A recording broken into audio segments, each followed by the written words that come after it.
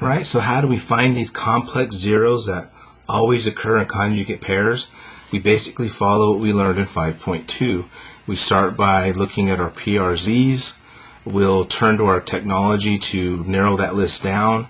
That'll basically get the division process started, and we'll just keep whittling down at that polynomial until we get something that's manageable and that we can solve, usually a quadratic.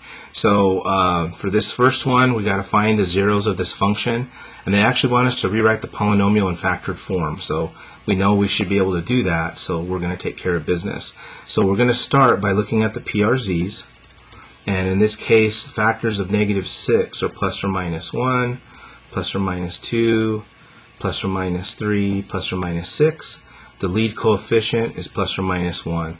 So if I divide by 1, we're basically going to get that list of 2, 4, 6, 8 possibilities. Of course, we'll turn to technology. So I already got that function already online there. So when I go graph that, we see that it looks like it crosses the x-axis at 3. So visually, we see that x equals 3 is the one we want.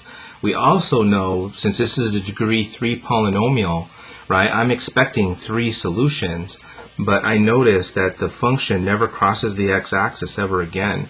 So that's kind of some inside information that we're expecting 2 complex solutions, and again, they occur in conjugate pairs, so there'll be 2 complex solutions, but they'll be conjugates. So how do we find them? Well, let's start with what we know. Let's take this polynomial and divide it by x minus 3. And again, we'll do that synthetically since it's a little easier to do that. So list my numbers here, bring the 1 down, multiply, add, multiply, multiply, and add. So we do in fact get a 0. So at this stage of the game, our function is x minus 3, that's a quadratic. X squared plus x plus 2 would be the other guy. So where are my other 2 zeros? They basically make that equal to 0. So we essentially have to solve that equation. Again, how do you solve that quadratic? You can use a lot of tools. I think the quadratic formula might be the easiest to use since that's not a very nice thing to complete the square on. So our x's are -1 plus or minus 1 squared minus a 4 times an a times a c, all divided by 2 times a. So this is -1 plus or minus, I think we're going to get 1 minus 8, so that's -7 all over 2. And so we get -1 plus or minus I square root of 7 all over 2. So what are my zeros? Well, 3 is a 0, -1 plus I square root of 7 over 2 is a 0, and -1 minus I square root of 7 over 2 is a 0. And then since they wanted it in factored form, remember we're talking about x minus c1, x minus c2, x minus c3 as our factors. So this will look complicated, but we get x minus 3 is the nice easy one. And then we have x minus a -1 plus I square root of 7 over 2. And then an x minus -1 minus I square root of 7 over 2. Alright, and so there's basically the factored form.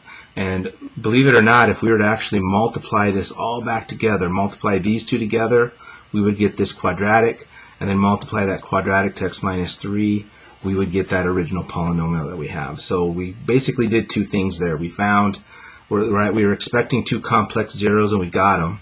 They happen to be conjugates, right, because we have plus the I squared root of 7 and minus the I squared root of 7, so they are conjugates. And then we were able to rewrite the polynomial in its 3 linear factored forms as promised by the fundamental theorem of algebra. And we did this over the complex numbers because that's where it's guaranteed. So you can see we're doing a lot of what we did in 5.2. It's just that rather than ending up with rational or irrational real numbers, we are now getting some complex numbers. So it's just the same thing, just I guess a little more complicated, all right, but basically the same idea. And so for the next one, again, it's a little longer because we have x to the 4th, but the dynamics are pretty much the same. We'll start with our PRZ list. And so in this case, looking at our last you have plus or minus 1, plus or minus 2, plus or minus 4. Looking at the first coefficient, we have plus or minus 1. So my list of possibilities when I divide by that are basically those 8.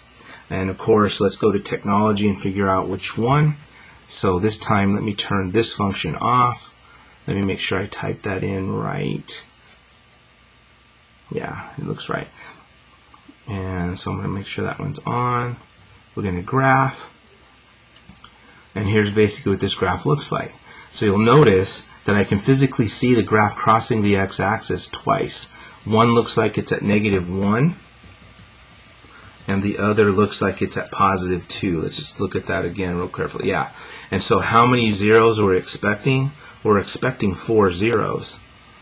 And visually, I only see 2 of them. So that means we're expecting, again, 2 complex solutions out of this.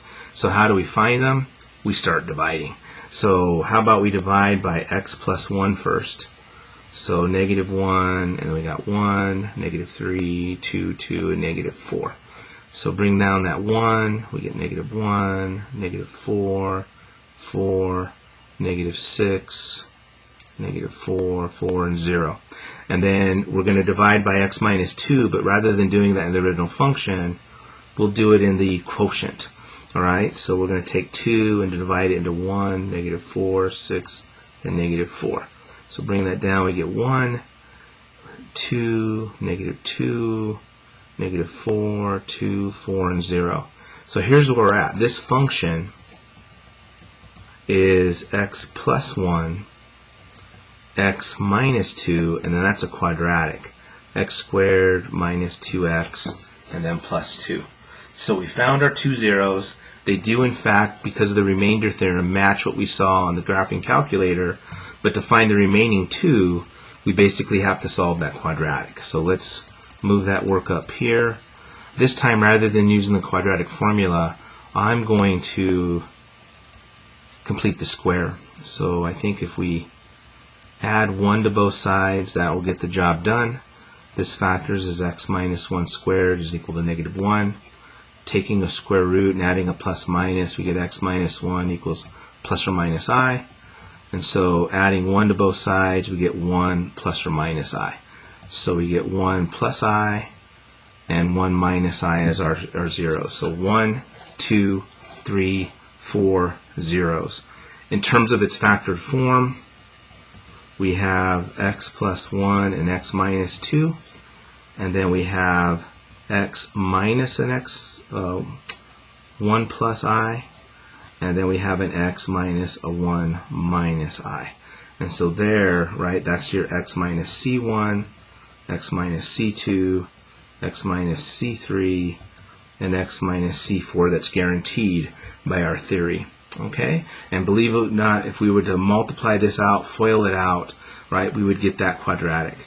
And then if we multiply that to this and this, we'd end up with that polynomial right there. So we've done a lot of work. We found our zeros, we found our complex ones, we've tested the theory. They do in fact occur in conjugate pairs. It matches what I see on a graph. I see 2, but I don't see 2, so I'm expecting it to be complex. And we're just continuing on this journey of finding zeros. So we'll do this a couple of more times to make sure we got it, and then we'll answer some more questions and perhaps get a little more interesting. Alright, see you guys in the next video.